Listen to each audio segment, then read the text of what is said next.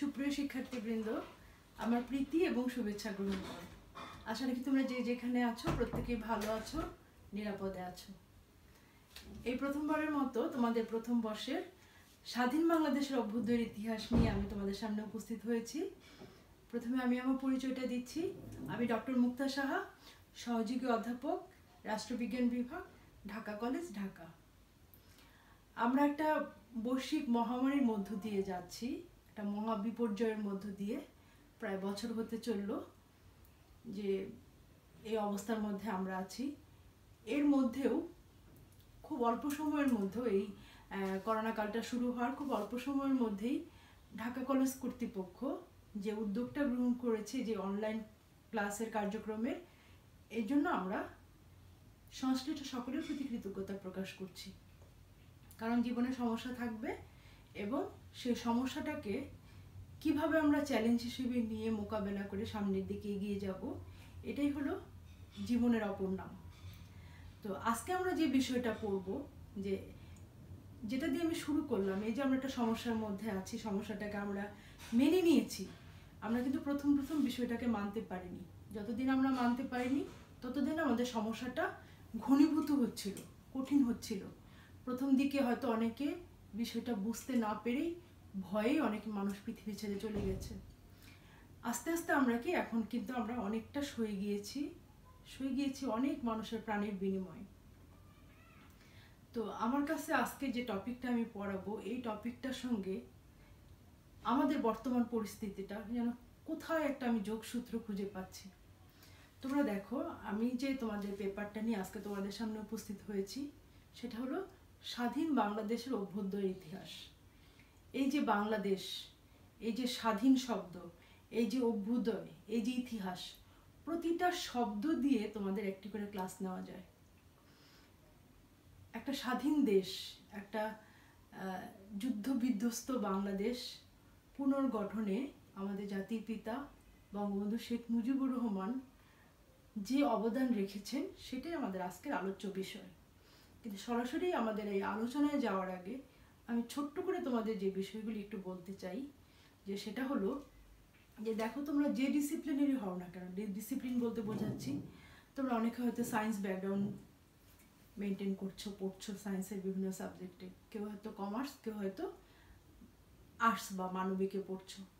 যে ডিসিপ্লিনেরই হও, যে বিভাগেরই হও না কেন, আমাদের দেশ, আমাদের দেশের ইতিহাস, আমাদের দেশের ঐতিহ্য, আমাদের যে রুট, আমাদের যে শেকড়, সেই শেকড় যদি আমরা ভালোভাবে জানতে না পারি, শেকড় যদি আমরা ঠিকঠাক মতো সন্ধান করতে না পারি, তাহলে কিন্তু আমাদের মূল যে বিষয়, সেই বিষয়ে আমরা কখনো প্রবেশ করতে পারবো না।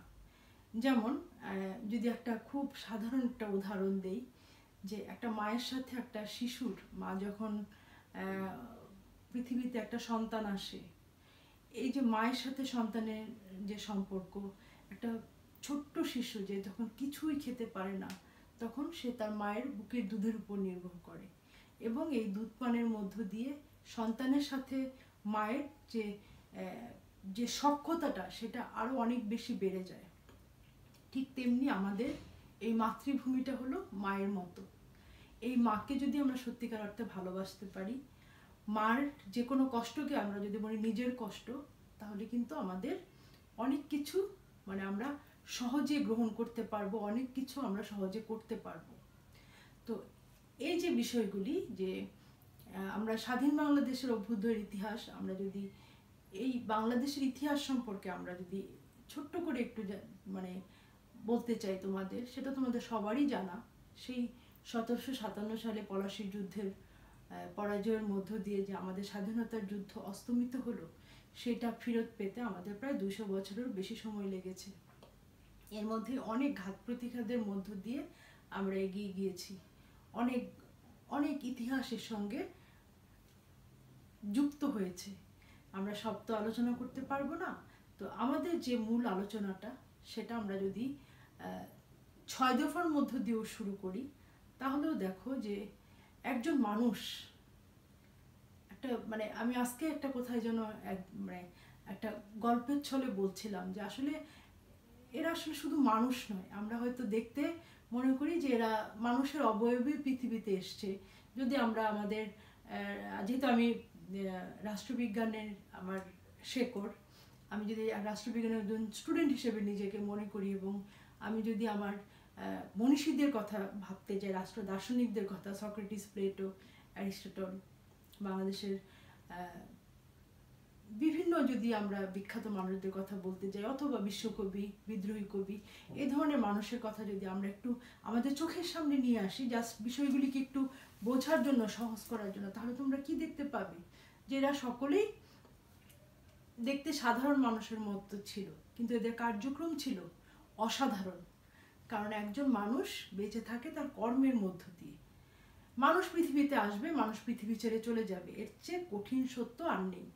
কিন্তু বিষয় হলো যে আমি কতটা কি করে যেতে পারলাম, আমি কি কর্মটা পৃথিবীতে রেখে গেলাম, যে আমি তো একদিন চলে যাব, যে কর্মের দ্বারা মানুষ চিরদিন আমাকে স্মরণ করবে। এরকমই কিছু বিশেষ ব্যক্তিবর্গ ছিলেন যাদের নাম আমি স্মরণ করলাম।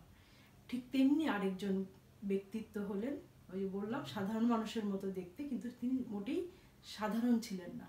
তিনি হলেন আমাদের জাতির পিতা বঙ্গবন্ধু শেখ মুজিবুর রহমান। একটা মানুষ, একটা সংগঠন, একটা মানুষ কি করতে পারে, একটা মানুষের কত ধরনের গুণ থাকতে পারে, একটা মানুষ কতটা ত্যাগ করতে পারে, একটা মানুষ কতটা মানুষের উপকার করতে পারে, একটা মানুষ কতটা মানুষের পাশে থাকতে পারে, আমরা এই মানুষটার থেকে আমার মনে হয় যে তাকে জানতে গেলে আমাদের একটা জীবন যথেষ্ট না। কিভাবে একটা মানুষ এত কিছু করতে পারে। তোমরা যারা, আমি তোমাদেরকে অনুরোধ করব, যারা তোমরা ওনার সম্পর্কে এখনো ততটা জানতে পারেনি, হয়তো অল্প আমরা সবগুলোই জানি, পর্যাপ্ত জানতে পারোনি, তোমরা ওনার বিখ্যাত গ্রন্থগুলি পড়বে। সেই গ্রন্থগুলি তোমাদের, আমি মনে করি, মানে এক একটা দলিল স্বরূপ তাকে জানার জন্য। তাহলে কি হবে, এই টপিকগুলি, এই বিষয়গুলি তোমাদের গল্পের মতো তোমাদের মনে থাকবে, এগুলি আলাদা করে কিচ্ছু পড়তে হবে না। তো এই একটা মানুষ এই যুদ্ধ বিধ্বস্ত বাংলাদেশকে পুনর্গঠনের ক্ষেত্রে কি ধরনের অবদান রাখলো, সেটাই আমরা আজকে পড়ব। কিন্তু তাকে আমরা একটু যদি জানতে চাই যে কিভাবে একটা মানুষ, একটা ছোট্ট শিশু খোকা থেকে একটা মানে এরকম একজন মানে অনুকরণীয়, অনুসরণীয় তোমার একটা নেতৃত্ব, মানে মানে সকলের কাছে মানে একদম আদর্শ একজন নেতা হয়ে উঠলেন। কি দিয়ে? মানুষ, ওই যে বললাম, তার কাজ দিয়ে, কর্ম দিয়ে, তার গুণাবলী দিয়ে।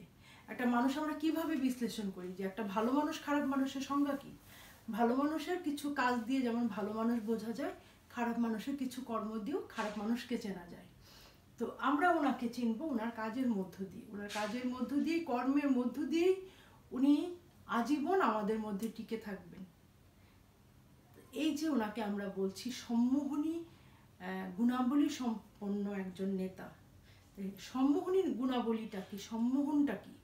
সম্মোহন, তোমরা একটা উদাহরণ দিলে তোমাদের, আমি তোমাদেরকে বলছি আজকে এমন কোনো মানে শব্দ নাই বা বাক্য নাই যেটা হয়তো তোমাদের মানে না শোনা, সবই শোনা, সবই জানা, তবুও বিষয়গুলিকে একটু সুন্দরভাবে গুছিয়ে উপস্থাপন করাই আমাদের একজন শিক্ষক হিসেবে তো দায়িত্ব। তো একটু যদি তোমরা দেখো জিনিসগুলি তোমাদের জানা, একটু যদি তোমরা বুদ্ধি করে জিনিসগুলি একটু মিলিয়ে নাও, যে এই যে বললাম যে সম্মোহনী নেতৃত্ব বলতে আমরা কি বুঝি, সম্মোহনী নেতার গুণাবলী কি কি হওয়া দরকার, তাহলে সম্মোহনী নেতার উদাহরণ হলেন জাতির পিতা। তাহলে ওনার কি এমন গুণ ছিল? তো একটা উদাহরণ দেখো, তোমরা যদি একটু ভাবো দেখবে যে গায়ে কাটা দিচ্ছে। সেটা হলো আমাদের দেশ মানে খুব মানে কৃষি প্রধান দেশ, আমাদের দেশের অধিকাংশ মানুষ কৃষিকাজের সঙ্গে সংযুক্ত। তারা জানে না, তারা ঠিকঠাক মতো কথা বলতে পারে না, তারা মানে বিজ্ঞান অতটা বোঝে না, তারা অতটা আধুনিক না, তারা অতটা মানে অর্থনৈতিকভাবে সচ্ছল না। তো এই শ্রেণীর মানুষরা যখন ৭ই মার্চে একত্রিত হয়েছিল সোহরাওয়ার্দী উদ্যানে বা রেসকোর্স ময়দানে, যেটাই আমরা বলি, তখন কি হয়েছিল? তখন কিন্তু আগে কেউ বুঝতে পারেনি যে কি হতে যাচ্ছে। অনেকে হয়তো আজ করতে পেরেছে কিন্তু পুরোটা পারেনি।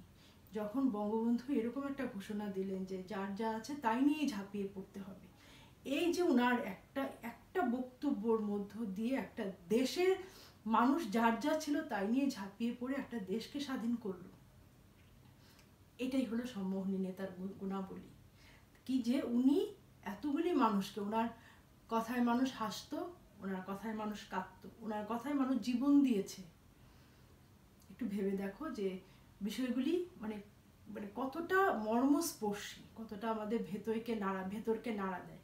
যেটা বললাম যে আমরা আমাদের শেকড়কে যদি জানতে চাই, আমার দেশকে যদি জানতে চাই, তাহলে এই মানুষটাকে আমাদের জানতে হবে যে একজন মানুষ আমরা হয়তো তার মতো গুণের অধিকারী হতে পারবো না, কিন্তু আমরা কিছুটা তো তার কাছ থেকে নিয়ে আমাদের ছোট্ট ছোট্ট জীবনগুলি সুন্দর করে আমরা একটা পরিবারকে সুন্দর করতে পারি, আমরা একটা পরিবেশকে সুন্দর করতে পারি। এবং পরিবার, পরিবেশ, চারদিক সুন্দর হলেই তুমি ভালো থাকতে পারবে। মানুষ একা কখনো ভালো থাকতে পারে না। উনি কখনো নিজের জন্য কিছু ভাবেন নাই। যদি ভাবতেন তাহলে পাকিস্তানিদের সঙ্গে সুর মিলিয়ে, ওনাদের সাথে কাঁধ মিলিয়ে উনি নিজের ব্যক্তিগত জীবনটা অন্যভাবে করে তুলতে পারত। কিন্তু উনি কি নিয়ে ভেবেছেন? উনি ভেবেছেন জনগণ নিয়ে। যখন যুদ্ধবিধ্বস্ত দেশে উনি ফিরলেন স্বদেশ প্রত্যাবর্তনের পরে, সাংবাদিকরা যখন তাকে প্রশ্ন করেছিল যে আপনার সবচাইতে দুর্বল দিক কি, উনি উত্তর দিয়েছিলেন আমি আমার জনগণকে ভালোবাসি। এরপরেও যখন প্রশ্ন করেছিলেন আপনার সবচেয়ে সবল দিক কি, আমি আমার জনগণকে খুব বেশি ভালোবাসি। এই মানে যতভাবেই প্রশ্ন করা হয়েছে তার উত্তর ছিল একটাই, যে আমার দেশের জনগণ মানে প্রতিটা শ্রেণীর প্রতিটা মানুষকে নিয়ে উনি কনসার্ন ছিলেন। উনি নিজে কখনো ব্যক্তিগত বা ওনার পরিবার নিয়ে উনি ভাবেন নাই দেখে উনি আজকে কালজয়ী একজন নেতা হতে পেরেছেন।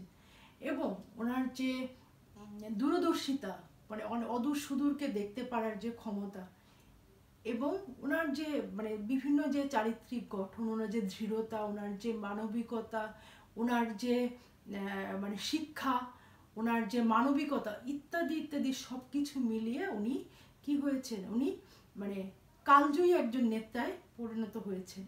যেটা নাকি যুগ যুগ ওনাকে, যতদিন বাংলাদেশ থাকবে, যতদিন বাঙালি থাকবে, ততদিন বঙ্গবন্ধু বেঁচে থাকবেন।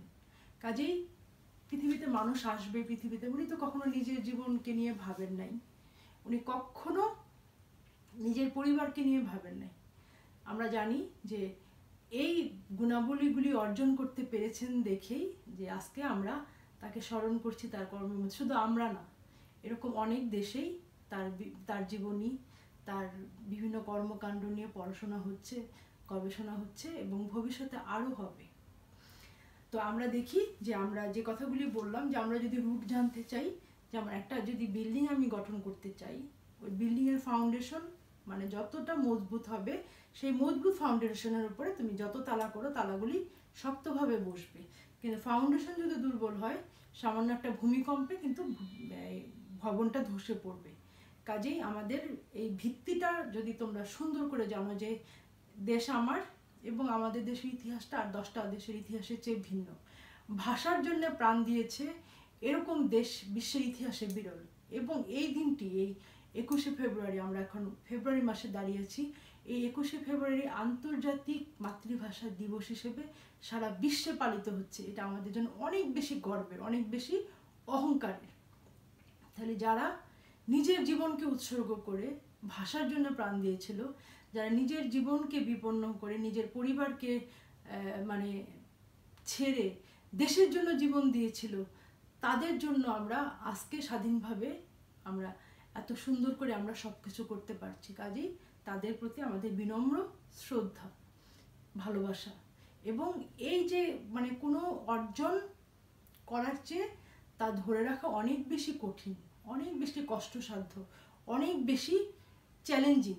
তাহলে এই যে আমরা যা কিছু পেলাম, যা কিছু আমরা উত্তরাধিকার সূত্রে পেলাম, এটা আমাদেরকে নিয়ে যেতে হবে। এবং আমাদের নিয়ে যাওয়ার মাধ্যম হলে তোমরা যদি এই হাল ধরো, তোমরা যদি নিজের জীবনটাকে সুন্দর করে গড়তে পারো, তোমরা যদি নিজেকে সত্যিকার অর্থে দেশপ্রেমিক দাবি করতে পারো, দেশপ্রেমিক নিজের ভেতরের মূল্যবোধগুলি তুমি গড়ে তুলতে পারো পড়াশোনার মধ্য দিয়ে এবং এই ধরনের ব্যক্তিত্বকে জানার মধ্য দিয়ে, তাহলে কি হবে, তোমাদের মধ্য দিয়ে আমাদের দেশ সামনে এগিয়ে যাবে, সামনে আরো অগ্রসর হবে এবং যেখানটা আজকে আমাদের দেশটা আছে এখান থেকে আর অনেক অনেক অনেক সামনে এগিয়ে যাবে। তো আজকে আমরা দেখব যে তোমাদের অনেক কিছু কমন কিছু প্রশ্ন থাকে, এটা আমাদের গেল স্বাভাবিক কিছু আলোচনা, যে এই জিনিসগুলি তোমরা কেন মনে রাখবে, কেন পড়বে, একজন সচেতন ছাত্র হিসেবে এই বিষয়গুলি জানা তোমাদের কেন জরুরি, কেন তোমাদের এরকম একটা পেপার পড়তে হচ্ছে। তোমরা হয়তো কেউ এক একজন এক এক সাবজেক্টে পড়ছো, সেটা বিভিন্ন বিভাগের হতে পারে, আমি আগেই বলেছি, কিন্তু তাহলে এই ধরনের একটা কমন সাবজেক্ট কেন, তুমি যে ডিসিপ্লিনেরই হও না কেন, তুমি তোমার দেশকে যদি ভালো না বাসো, তুমি যদি তোমার দেশের ইতিহাস না জানো, তুমি যদি তোমার দেশের যে কোনো বিপদে নিজেকে উৎসর্গ করতে না পারো, সেই মানসিকতা যদি আমাদের না থাকে, তাহলে কিন্তু আমরা সত্যিকারের মানুষ না, আমরা সত্যিকারের দেশপ্রেমিক না। আমরা মুখে অনেক কথা বলি কিন্তু বাস্তবে আমরা করতে পারি না। তো এটাই উদ্দেশ্য যে আমরা যদি একজন সচেতন ছাত্র, সচেতন নাগরিক, সচেতন মানুষ, এই তিনটা কথা মনে রাখবে। যদি আমরা নিজেকে দাবি করি তাহলে আমাদের এই বিষয়গুলির সঙ্গে একাত্ম হতে হবে, বিষয়গুলিকে বিশ্বাস করতে হবে এবং এগুলিকে পালনের মধ্য দিয়ে ওনাদের স্বপ্ন পূরণে আমাদেরকে এগিয়ে যেতে হবে। যে যতদিন বাংলাদেশ থাকবে ততদিন আমরা চেষ্টা করব যে আমরা সামনের দিকে এগিয়ে যেতে। আমি যদি একটা ব্যক্তি জীবন দিয়ে উদাহরণ দিই, তোমরা ইন্টারমিডিয়েট পাশ করেছো, তোমরা সম্মান বিভিন্ন সাবজেক্টে ভর্তি হয়েছো, মানে অনার্স কোর্সে ভর্তি হয়েছো, কি দরকার ছিল? কারণ আমরা ওই ইন্টারমিডিয়েট পাস দিয়েই আমরা সন্তুষ্ট না, আমরা একটা উচ্চতর ডিগ্রি অর্জন করতে চাই। এরপরে কি করবে তোমরা? সম্মান শেষ করে তোমরা কি করবে? মাস্টার্স করবে। মাস্টার্স করে অনেকে দেশের বাইরে যাবে, বিভিন্ন ধরনের ক্যাডার সার্ভিসে, কারো পছন্দ, কেউ ব্যাংকার হবে, কেউ ব্যবসায়ী হবে, বিভিন্ন ধরনের তোমরা কর্মক্ষেত্রে ছড়িয়ে পড়বে। কিন্তু যে কাজই করো না কেন, যে ডিসিপ্লিনেই যাও না কেন, যে দেশেই যাও না কেন, তোমার রুট কিন্তু আমাদের দেশ, আমাদের বাংলাদেশ। তোমার রুট কিন্তু বঙ্গবন্ধু, তোমার রুট কিন্তু মাতৃভাষা বাংলা, তোমার রুট কিন্তু 1971-এর মুক্তিযুদ্ধ। এই জিনিসগুলি তুমি যতটা দৃঢ়ভাবে নিজের মধ্যে মানে লালন করতে পারবে এবং ধারণ করতে পারবে, ততটা তুমি একজন শক্ত মানুষ হিসেবে নিজেকে প্রতিষ্ঠিত করতে পারবে। তাহলে ঝড় ঝঞ্ঝা যাই আসুক, যেভাবে দেশটা আমাদের এগিয়ে যাচ্ছে, এখন আমাদের দেশ যে বিপর্যয়ের মধ্য দিয়ে গিয়েছে, টোটাল ওয়ার্ল্ডই তো এখন বিপর্যয়ের মধ্যে দিয়ে। কেউ কি গত 1 বছর আগেও আমরা কেউ কল্পনা করেছিলাম এই ছোট্ট ভাইরাসের কাছে সারা পৃথিবী ধরাশায়ী হয়ে যাবে? আমেরিকার মতো মানুষ, আমেরিকার মতো দেশ, যে দেশে মানে যে দেশ সবার কাছে স্বপ্নের মতো। তোমাদেরকে যদি বলি কোন দেশে যেতে চাও, অধিকাংশ লাভ দিবে আমরা আমেরিকায় যাব। একটা দেশ সারা ওয়ার্ল্ডকে কি করছে? দাবিয়ে বেড়াচ্ছে। হ্যাঁ, সারা ওয়ার্ল্ড তার কাছে ধরাশায়ী। জাতিসংঘের মতো একটা আন্তর্জাতিক সংগঠনকে তারা নিজেদের গ্রিপের মধ্যে রেখেছে। তাহলে চিন্তা করে দেখো, এই দেশেই কি পরিমাণ মানুষ এই ক্ষুদ্র ভাইরাসের কাছে নিজেকে আত্মসমর্পণ করবে। কাজে এটা আমরা চাই না, কিন্তু বিষয়টা হলো এটাই যে সবার উপরে, সব শক্তির উপরে স্বয়ং যে সৃষ্টিকর্তা আছে তিনি আছেন। তুলনামূলকভাবে এই মানে উন্নত কান্ট্রিগুলির সাথে যদি আমরা আমাদের দেশকে কম্পেয়ার করি, আমরা কিন্তু তুলনামূলকভাবে অনেক ভালো আছি। কারণ আমরা শীতপ্রধান দেশের মধ্যে পড়ি না, আমাদের ওয়েদার অনেক ভালো, এবং এই ভালোটাকে আমাদের কাজে লাগাতে হবে। আমাদের অসচেতন হলে চলবে না, আমাদের এই বিষয়টাকে পুঁজি করে আমাদের অনেক বেশি সামনের দিকে এগিয়ে যেতে হবে। আমরা যদি পারি নিজেদেরকে সামলে আমরা মানুষের পাশে, অন্যান্য উন্নত দেশের পাশে আমরা আমাদের সামর্থ্য অনুযায়ী পাশে দাঁড়াবো। কারণ আমরা যখন স্বাধীনতা লাভ করেছিলাম আমরাও অনেক দেশের সাহায্য সহযোগিতা পেয়েছিলাম। তো এখন তোমাদেরকে যে কমন কিছু বিষয়গুলি আমি বলবো, সেটা হলো যে তোমাদের কিছু প্রশ্ন থাকে, যে মনে করো যে যদি এই প্রশ্নটাই থাকে যে যুদ্ধ বিধ্বস্ত বাংলাদেশ পুনর্গঠনে বঙ্গবন্ধু শেখ মুজিবুর রহমান কি কি পদক্ষেপ গ্রহণ করেছিলেন। এই প্রশ্নটাই বিভিন্নভাবে থাকতে পারে, যে বঙ্গবন্ধু দেশ গঠনে ভূমিকা কি ছিল। এই প্রশ্নটা যেভাবেই থাকুক, যত ঘুরিয়েই থাকুক, তোমরা সুন্দর করে লিখতে পারবে যদি তোমরা এই বিষয়গুলি একটু জানো। খুব বেশি পয়েন্টস লেখার দরকার নেই, তোমরা একটা পয়েন্টের মধ্যে অনেক কিছু আলোচনা করতে পারো। এখন আমি বলবো যেটা, সেটা হলো তোমরা মানে স্ট্যান্ডার্ড কোনটা, যে এখন তো এরকম না যে 3-4টা পয়েন্টস লিখলেই হয়ে যাবে। অবশ্যই একটা স্ট্যান্ডার্ড আছে, সেটা হলো 12 থেকে 15টা। 12 থেকে 15টা পয়েন্টসের মধ্যে তোমরা সীমাবদ্ধ থাকবে। এবং কেউ যদি মনে করো যে না আমার পক্ষে 10টা বেশি লেখা সম্ভব না, কারণ আমার লেখা স্লো এবং আমি তথ্য দিয়ে 10টা লিখবো, তাতেও কোনো ক্ষতি নেই। কিন্তু শুধু শুধু পয়েন্ট একটা করে অনেকেই কী করে, পয়েন্টস বাড়ানোর জন্য 50, 20, 25টা পয়েন্ট শুধু লিখে ওই পয়েন্টটাই আবার ভেতরে আরেকটা করে আলোচনা করে দেয়। এ ধরনের চালাকি করার কোনো প্রয়োজন নেই। সবসময় মাথায় রাখবে, যিনি তোমার খাতাটা দেখবেন তিনি তোমার চেয়ে একটু বেশি জানেন। হয়তো তোমাদের মনে অনেক প্রশ্ন থাকে, কিন্তু আমি বলবো যে তোমরা অবশ্যই সচেতন হবে এবং 12 থেকে 15টা পয়েন্টসের মধ্যে সীমাবদ্ধ থেকে একটা সুন্দর ভূমিকা দিবে, একটা সুন্দর উপসংহার দিবে, দিয়ে তোমরা প্রশ্নটাকে খুব সুন্দর করে সাজাবে, যাতে তোমাদের এটা এমন করে একটা প্রিপারেশন নিবে যেভাবে এখানে প্রশ্ন ঘুরিয়ে থাকুক তোমরা যেন, এবং বিষয়গুলি খুব আনন্দ সহকারে পড়বে, ভালোবেসে পড়বে। তুমি তোমার দেশের একটা মানে বিরাট একটা ইতিহাসের অংশ হয়ে তুমি ইতিহাসটাকে জানার চেষ্টা করবে, যে এরা মানুষরাই এগুলি করেছে, মানুষরা ইতিহাস তৈরি করেছে। তুমি আজকে যে ভেতরে যে ধারণ করবে, বলা তো যায় না, তোমার দ্বারা সামনে একটা ইতিহাস তৈরি হতে পারে। তো আমি বলবো যে এই বিষয়গুলিকে তোমরা বিশ্বাস করবে, লালন করবে, ধারণ করবে এবং এটাকে সামনের দিকে এগিয়ে নিয়ে যাবে। তো এইভাবে তোমরা 15টা পয়েন্টসের মধ্যে বেশি কোনো প্রয়োজন নাই, তো এইভাবে তোমরা চেষ্টা করবে। আমি এখন তোমাদের যে আলোচনাটা করছি সেটা হলো, দেখো এই পয়েন্টসগুলির মধ্যে যে এই যে পয়েন্টস বললাম যে বঙ্গবন্ধু শেখ মুজিবুর রহমানের যুদ্ধ বিস্তৃত দেশ পুনর্গঠনে নানা উদ্যোগ, তোমরা একবার পয়েন্টসগুলি হয়তো তোমরা দেখতে পাচ্ছ, একটু ভালো করে দেখে নাও। যে প্রথম যেটা লিখেছি আমি, সংবিধান প্রণয়ন, এরপরে পুনর্বাসন পদক্ষেপ, পররাষ্ট্রনীতি প্রণয়ন, জাতীয়করণ কর্মসূচি, কৃষি সংস্কার, শিক্ষা সংস্কার, অর্থনৈতিক সংস্কার, সড়ক, রেল ও বিমান যোগাযোগের ক্ষেত্রে উন্নয়ন, বিদ্যুৎ ব্যবস্থার উন্নয়ন, 1973 সালের 7ই মার্চ সাধারণ নির্বাচন অনুষ্ঠিত হওয়ার ক্ষেত্রে বঙ্গবন্ধুর কন্ট্রিবিউশন, নারীদের কল্যাণে গৃহীত ব্যবস্থা, মুক্তিযোদ্ধাদের কল্যাণে গৃহীত পদক্ষেপ বা কর্মসূচি, আন্তর্জাতিক সংস্থার সদস্যপদ প্রাপ্তি। এরপরে আরও যা লিখেছি, রাশিয়া ও ভারতের প্রতি কৃতজ্ঞতা।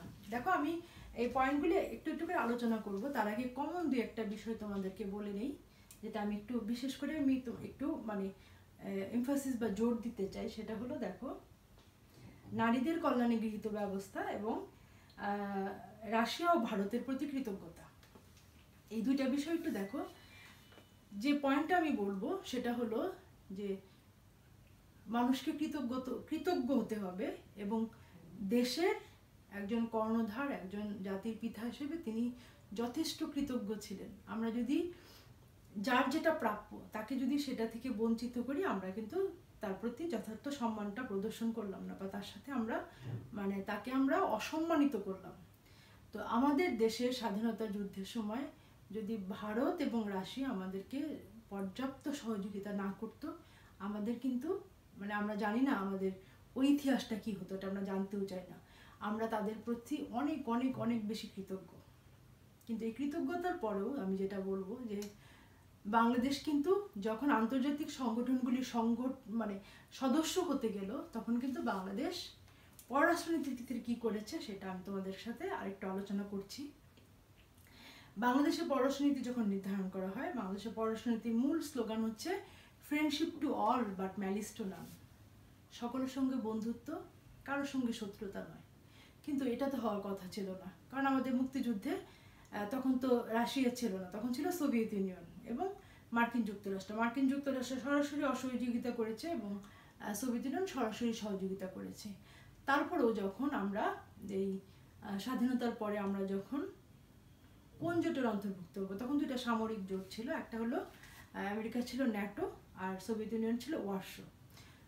কোনো সামরিক জোটের তখন বঙ্গবন্ধু সুদূর প্রসারী যে ওনার যে চিন্তাধারা বা ওনার যে ক্যারিসমেটিক পাওয়ার, সেটা দিয়ে উনি বুঝলেন যে সরাসরি যদি আমরা কোনো জোটের অন্তর্ভুক্ত হয়ে যাই, আমরা তাহলে আরেক পক্ষে সরাসরি শত্রুতে পরিণত হব।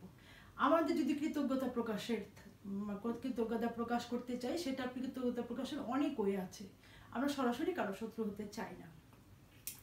এই ধরনের নানা ধরনের ইকুয়েশন করে বঙ্গবন্ধু নন অ্যালাইন মুভমেন্ট, যেটাকে আমরা ন্যাম বলে জানি, 1961 যুগোস্লাভিয়ার বেলগ্রেডে যেটা হয়েছিল, সেই ন্যামের সদস্য হয়েছিল বাংলাদেশ। এবং বাংলাদেশের পররাষ্ট্রনীতির মূল স্লোগান হচ্ছে friendship to all but malice to নান, সকলের সঙ্গে বন্ধুত্ব, কারোর সঙ্গে শত্রুতা নয়। সেই পররাষ্ট্রনীতি আমরা পররাষ্ট্রনীতিকে এখনো আমরা মেনটেন করে আসছি। কাজেই বাংলাদেশ কৃতজ্ঞ, কিন্তু সেই কৃতজ্ঞতার জন্য আমরা দেখো 1991-তে সোভিয়েত ইউনিয়ন ভেঙে যাবে এটা কিন্তু আমরা জানতাম না, কিন্তু দেখো উনি একজন কত সুদূর প্রসারী একজন চিন্তাধারার ব্যক্তিত্ব ছিলেন, যে উনি বললেন যে আমার কৃতজ্ঞতা আমি অন্যভাবে প্রকাশ করব, কিন্তু সরাসরি কোনো জোটের অন্তর্ভুক্ত হব না। তো এই অভিজ্ঞতাটা উনি কিভাবে কাজে লাগালেন সেটাই আমি তোমাদেরকে বললাম, যে এই যে জোটের মধ্যে অন্তর্ভুক্ত না হয়ে তিনি জোট নিরপেক্ষ আন্দোলনের সদস্য হলেন, এটা দিয়ে কিন্তু ওনার দূরদর্শী নেতৃত্বের একটা উদাহরণ আমরা এখানে পেয়ে গেলাম। এটা গেল তারপরে বিভিন্ন ধরনের সংগঠন, সেটা জাতিসংঘ থেকে শুরু করে বিভিন্ন ধরনের সংগঠনের সঙ্গে আমরা যুক্ত হয়েছি, বিভিন্ন ধরনের কার্যক্রমের সঙ্গে আমরা যুক্ত হয়েছি। কারণ কোনো দেশ পৃথিবীর বুকে একা টিকে থাকতে পারে না, বিভিন্ন সমস্যায় বা বিভিন্ন প্রয়োজনে আমাদের একে অপরের উপরে নির্ভর করতে হয়। সেই সূত্র ধরে আমরা বিভিন্ন ধরনের জোটের সঙ্গে অন্তর্ভুক্ত হয়েছি এবং সেগুলি আমরা এখনো মেনটেন করছি। এরপরে এটা গেল জোটের সঙ্গে, কারণ এটা আন্তর্জাতিকভাবে আমরা যত সমৃদ্ধ হব তত আমাদের উন্নত রিলেশনশিপটা মেনটেন করা দরকার। এরপরে দেখো নারীদের ক্ষেত্রে কি পয়েন্টটা কি, নারীদের কল্যাণে গৃহীত ব্যবস্থা। নারীদের কল্যাণ, আমাদের দেশের প্রায় অর্ধেক নারী। মানুষের যেরকম দুটো হাত, একটি হাতকে তুমি যদি এখন মনে করো যে এই হাতটা কোনো কারণে অকার্যকর হয়ে গেল, কোনো কারণে মানুষের তো কোনো কিছু নিয়ে কোনো কুৎসিত কোনো অহংকার নেই, কোনো কিছু নিয়ে কোনো গর্ব নাই, আমি খুব সুন্দর দেখতে, আমি খুব কুৎসিত দেখতে, এটা কোনোটাতেই আমার কোনো কৃতিত্ব নাই। সৃষ্টিকর্তা যেভাবে আমাকে পাঠিয়েছে সেভাবে আমি পৃথিবীতে এসেছি, কৃতিত্ব কোথায়? আমি যদি ভালো কাজ করতে পারি সেটাই। তো একটা হাতকে যদি আমি এখন অ্যাক্সিডেন্টে আমি একটা হাত হারাই, আমি তো বেঁচে থাকবো, একটা হাত দিয়ে আমাকে যে কাজটা করতে হবে, দুইটা হাত দিয়ে সে কাজটা করলে আমরা অনেকটুকু এগিয়ে যেতাম বা অল্প সময়ে পারতাম। ঠিক তেমনি নারী এবং পুরুষ একে অপরের পরিপূরক, এবং প্রায় অর্ধেক নারী অর্ধেক পুরুষ। এই দেশে যদি আমরা সমানভাবে কাজ করতে পারি, যে নারী মানেই ঘরে থাকতে হবে, কাজ করতে হবে, সন্তান লালন পালন, সংসারের কাজ ছাড়া যে মেয়েরা কিছু পারে না, এটা আমরা ভুল প্রমাণ করে আমরা অনেকটুকু এগিয়ে গেছি। এবং এই নারীদের ক্ষেত্রে বিভিন্ন সুযোগ সুবিধা দেওয়ার ক্ষেত্রে বঙ্গবন্ধু সেই উদ্যোগটা গ্রহণ করেছিলেন সেই সময় থেকেই, যে নারীরা কোনোভাবেই পিছিয়ে থাকতে পারে না, তাদেরকে তাদের যোগ্যতা অনুযায়ী সামনে আনতে হবে। এরপরে দেখো যে আমরা যদি প্রথম থেকে আরেকটু আসি, যে সংবিধান প্রণয়ন। তোমরা জানো ভালো করে 1971-এর 16ই ডিসেম্বর আমাদের বিজয় দিবস, এবং পরের বছর 1972-এর 16ই ডিসেম্বর আমাদের সংবিধান কার্যকরী হয়, এবং এর আগে অনেকগুলি পদক্ষেপ ছিল। তো বাংলাদেশ 1971 17ই এপ্রিল ঘোষিত স্বাধীনতার সনদ মুক্তিযুদ্ধকালীন বাংলাদেশের মৌলিক আইনের ভিত্তি হিসাবে কাজ করে। তো 17 এপ্রিল 1971-এর ঘোষিত স্বাধীনতার সনদ এই সংবিধান হওয়ার আগ পর্যন্ত এটা মৌলিক আইনের ভিত্তি হিসেবে কাজ করে। তাহলে সংবিধানটা কার্যকরী হওয়ার পর থেকে সংবিধানের অনুযায়ী দেশ চলছে, এবং এই সংবিধান প্রণয়নে বঙ্গবন্ধুর বিরাট ভূমিকা আছে। পুনর্বাসন হলো যে একটা যুদ্ধ বিধ্বস্ত দেশ যখন যুদ্ধের পরে কি হয়, নানা ধরনের সমস্যা তৈরি হয়, নানা ধরনের কর্মসূচি গ্রহণ করতে হয়, এবং এগুলিকে কিভাবে আবার ঠিকঠাক করে নতুন করে আবার উদ্যম নিয়ে নতুন করে সব কিছু কিভাবে কাজ করবে, এই ধরনের নানা ধরনের কর্মসূচি পুনর্বাসন পদক্ষেপের মধ্যে পড়ে। পররাষ্ট্রনীতি প্রণয়ন, যেটা আমি অলরেডি আলোচনা করে ফেলেছি, যে বাংলাদেশের পররাষ্ট্রনীতির মূল সুর ছিল friendship to all but malice to none. জাতীয়করণ কর্মসূচি, এই বিভিন্ন সেক্টরগুলিকে জাতীয়করণ করার মধ্য দিয়ে, কৃষি থেকে শুরু করে বিভিন্ন ধরনের কর্মসূচির মধ্য দিয়ে, জাতীয়করণ করার মধ্যে দিয়ে যে এগুলিকে ত্বরান্বিত করতে হবে। বিভিন্ন শিল্প কারখানা, কলকারখানা যেগুলি নাকি বিচ্ছিন্ন অবস্থায় ছিল, যুদ্ধের পর একটা খুব ভয়ানক একটা ক্ষতির সম্মুখীন হয়েছে, সেগুলিকে জাতীয়করণ করে তাদেরকে যত ধরনের সুযোগ সুবিধা দেওয়া দরকার দিয়ে এগুলিকে আবার নতুন করে কাজ করানো। তারপরে কৃষি সংস্কার, শিক্ষা সংস্কার, অর্থনৈতিক সংস্কার। আমরা খুব ভালো করে জানি, আমরা যদি একটা দেখি, কারণ কৃষিটা আমাদের খুব বেশি গুরুত্বপূর্ণ, কারণ আমরা কৃষির উপর নির্ভরশীল, এটা কৃষি প্রধান দেশ। তো কৃষির যে যদি 2-3টা পয়েন্ট তোমরা কি করবে, এই পয়েন্টটা লিখে 2-3টা জিনিস একটু আলোচনা করে দিবে। জমির সমস্ত বকেয়া খাজনা মওকুফ সহ 25 বিঘা পর্যন্ত জমির খাজনা মওকুফ করেন। পরিবার পিছু সর্বাধিক 100 বিঘা পর্যন্ত জমির মালিকানা সিলিং নির্ধারণ করেন। দখলদার পাকিস্তানি শাসনামলে রুজু করা 10 লক্ষ সার্টিফিকেট মামলা থেকে ঋণী কৃষককে মুক্তি দেওয়া হয়। এটা আমি একটা উদাহরণ হিসেবে তোমাদেরকে বললাম যে এইভাবে তোমরা, একটু দ্রুত বলে ফেলেছি সরি, এইভাবে তোমরা আস্তে আস্তে করে প্রতিটার সাথে সুন্দর সুন্দর কিছু পয়েন্ট দিবে। তারপরে মনে করো যদি আরেকটা তোমাদেরকে একটু বোঝানোর জন্য নোট করার সুবিধার্থে বলি, কৃষির পরে শিক্ষা, যে শিক্ষার কোনো বিকল্প নেই, শিক্ষার কোনো মানে এটা কোনো অল্টারনেটিভ হয় না। একই পদ্ধতির গণমুখী সার্বজনীন শিক্ষা ব্যবস্থা প্রতিষ্ঠার জন্য এবং আইনের দ্বারা নির্ধারিত স্তর পর্যন্ত সকল ছেলে মেয়েকে অবৈতনিক ও বাধ্যতামূলক শিক্ষাদানের জন্য ব্যবস্থা করতে হবে। সমাজের প্রয়োজনের সাথে শিক্ষাকে সঙ্গতিপূর্ণ করতে হবে। সমাজের প্রয়োজন মানে আমি এমন একটা শিক্ষা গ্রহণ করলাম যেটা আমার জীবনে বা আমার সমাজে আমার পরিবারে কোনো কাজে আসলো না, এই ধরনের শিক্ষা কোনো প্রয়োজন নেই। যে শিক্ষাটা গ্রহণ করে আমি আমার জীবনকে সুন্দর করতে পারবো, আমার পরিবার সমাজকে সুন্দর করতে পারবো, এরকম শিক্ষা আমাদেরকে গ্রহণ করতে হবে। আইনের দ্বারা নির্ধারিত সময়ের মধ্যে নিরক্ষরতা দূর করা কার্যক্রম। নিরক্ষরতা দূর করাটা খুব বেশি গুরুত্বপূর্ণ ছিল, কারণ মানুষ যদি মানে নিরক্ষর থাকে, মানুষ যদি মানে শিক্ষা বিমুখ হয়, মানুষ যদি মানে অসচেতন হয়, এই শিক্ষার মধ্য দিয়ে মানুষ যখন নিজের বিষয়গুলি যে এটাও যদি বুঝতে পারবে যখন যে আমাকে আমার অধিকারটুকু বুঝে নিতে হবে, আমাকে যেন যদি কেউ ঠকাতে না পারে, আমাকে আমার আমাকে আমার স্বাক্ষরটুকু করতে হবে, এই ধরনের বোধগুলি যখন একজন মানুষের মধ্যে জাগ্রত হয়, এটাই হলো সবচেয়ে বড় শিক্ষা। এই শিক্ষাটা দিয়ে নিজেকে নিজে আমরা সামনের দিকে এগিয়ে নিয়ে যেতে পারি। এরপরে দেখো সড়ক, রেল ও বিমান যোগাযোগের ক্ষেত্রে উন্নয়ন। কারণ যোগাযোগ ব্যবস্থা যদি উন্নয়ন না হয় কোনো দেশ উন্নত হতে পারে না। গ্রামে এখন বর্তমানে যে পরিস্থিতি, তোমরা যদি আমরা অনেকেই গ্রাম থেকে আজকে এই পর্যায়ে এসেছি এবং আমাদের রুট হচ্ছে গ্রাম, আমাদের দেশের রুট হচ্ছে গ্রাম। আমরা গ্রামের দিকে যদি তাকাই একদম কি বলবো যে অজপাড়াগা পর্যন্ত আমরা পাকা রাস্তা দেখতে পাই। কারণ একটা দেশ উন্নত ক্ষেত্রে যোগাযোগ ব্যবস্থার উন্নয়নটা অনেক বেশি গুরুত্বপূর্ণ। যখনই যোগাযোগ ব্যবস্থার উন্নয়ন হবে, পাশাপাশি বিদ্যুৎ, গ্যাস, প্রয়োজনীয় যা কিছু আছে সব কিছুর উন্নয়ন ঘটবে।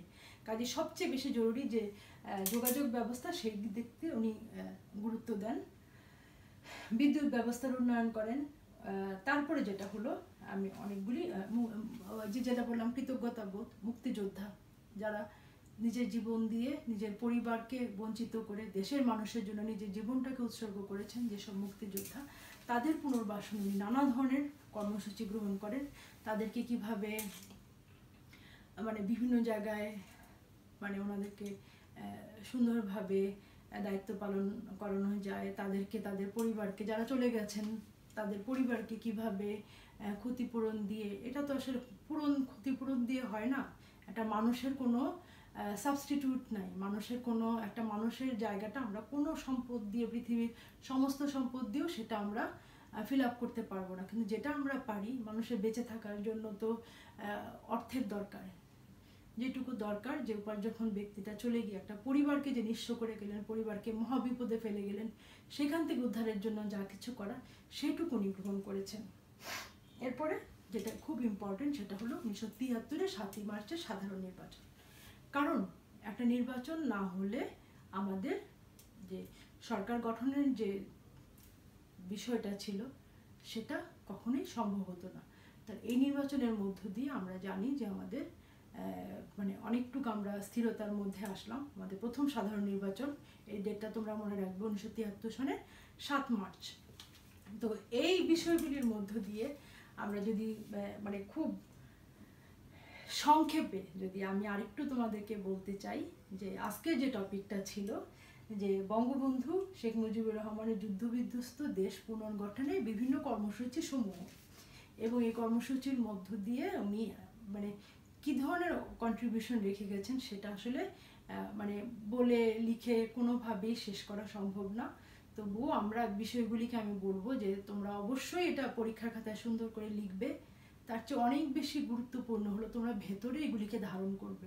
আমরা জানার জন্য পড়বো, আমরা ভালোবেসে আমার দেশের ইতিহাসটা জানবো, আমরা ভালোবেসে আমরা দেশের ঐতিহ্যকে ভেতরে ধারণ করব, লালন করব এবং সামনের দিকে আমরা এগিয়ে যাব। তো আজকে এই পর্যন্তই। তোমাদের কাছে আমার অনুরোধ থাকবে যে আমার এই যে আজকের যে লেকচার তোমাদের যদি এতটুকু উপকারে এসে থাকে, তাহলে আমি মনে করব আমার সকল প্রচেষ্টা সার্থক। এবং তোমরা কি করবে, আমি তোমাদেরকে একটা গাইডলাইন দিলাম এত ছোট অল্প পরিসরে এই বিষয়টা অনেক মানে ব্যাপক একটা বিষয়কে আমি চেষ্টা করেছি আমার মতো করে সুন্দর করে সাজিয়ে তোমাদের সামনে উপস্থাপন করতে। তোমরা ক্লাসটা বারবার করে পড়বে এবং তোমরা অবশ্যই এটাকে একটা সুন্দর একটা উত্তর রেডি করবে, যে উত্তরটা তোমার এখন কাজে লাগবে, ভবিষ্যতে যে কোনো চাকরির পরীক্ষার জন্য কাজে লাগবে, এবং তোমরা এটাকে ভেতরে ধারণ করবে যে আমরা যদি আমার দেশকে সত্যিকার অর্থে ভালোবাসি, তাহলে অবশ্যই বঙ্গবন্ধুকে ভালোবাসতে হবে, তার কর্মের প্রতি আমাদেরকে শ্রদ্ধাশীল হতে হবে, তার যে অবদান ছিল সেটার প্রতি আমাদের শ্রদ্ধাশীল হতে হবে, এবং তাকে স্মরণ করার, তাকে শ্রদ্ধা জানানোর একটাই উপায়, তিনি যা রেখে গেছেন সেগুলিকে আমাদের যার যেখানে যতটুকু করার আছে আমরা যদি সেটুকু নিজেরা করতে পারি। তো তোমরা অনেক অনেক ভালো থাকো, তোমাদের জন্য অনেক শুভকামনা। এবং আমি মনে করব তোমরা যদি এই প্রশ্নটা খুব সুন্দর করে লিখে নোট করো এবং পরীক্ষার খাতায় সুন্দর করে লিখে ভালো নম্বর পাও, তাহলে আমার এই আজকের প্রচেষ্টা সার্থক হবে। তো তোমাদের সুস্বাস্থ্য, তোমাদের মঙ্গল কামনা করছি। তোমরা যে যেখানে থাকো ভালো থাকো এবং অবশ্যই স্বাস্থ্যবিধি মেনে চলো, পরিবারের পাশে থাকো। আমরা আশা রাখি যে খুব শীঘ্রই আমরা স্বাভাবিক শিক্ষা কার্যক্রমে ফিরব। তো এই পর্যন্ত যে যে পরিবারের সাথে থাকার যে দুর্লভ সুযোগটা আমরা পেয়েছি, আমরা এটাকে বলবো দুর্লভ সুযোগই, কারণ আমাদের কাছে এটা অপ্রত্যাশিত ছিল। এই সুযোগটা আমরা কাজে লাগাবো। তোমরা প্রত্যেকে পরিবারকে, পরিবারের বাবা মা থেকে শুরু করে যার প্রতি আমাদের যতটুকু দায়িত্ব সেটুকু আমরা পালন করার মধ্য দিয়ে আমরা এই সময়টাকে আমরা হৃদয়ে ধারণ করে রাখবো, যেন সবাই তোমরা বাড়ি থেকে চলে আসলেও সবাই তোমার অভাব বোধটা বোধ করতে পারে। একটাই তো জীবন, আসো আমরা সবাই মিলে এটাকে সুন্দর করার চেষ্টা করি। ভালো থাকো, শুভরাত্রি।